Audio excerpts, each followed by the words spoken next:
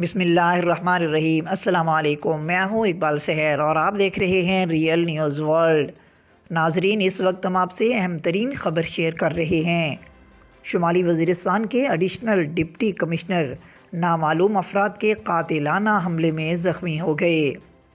Media ذرائع کے مطابق شمالی وزیرستان کے علاقے رزملک کے مہاجر بازار میں ایڈیشنل ڈپٹی کمشنر ریلیف قیصر کنڈی کی گاڑی پر نامعلوم افراد نے اندھا دھند فائرنگ کر دی۔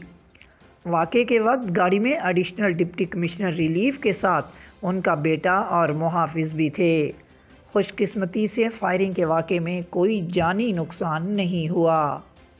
پولیس ذرائع کے مطابق حملے میں قیصر کنڈی زخمی ہوئے، جنہیں قریبی اسپتال منتقل کر دیا گیا، جہاں ڈاکٹرز نے ان کی حالت کو خطرے سے باہر قرار دیا ہے۔ پولیس نے جائے وقوع سے شواہد اکٹھے کر کے تحقیقات شروع کر دی ہیں، جبکہ حملہ آوروں کی گرفتاری کے لیے داخلی اور خارجی راستوں پر ناکے لگا دیے گئے ہیں۔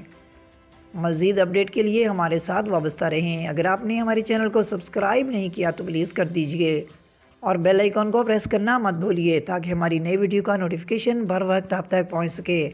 کامنٹ باکس میں اپنے خیالات کا اظہار کیجئے۔ اللہ حافظ۔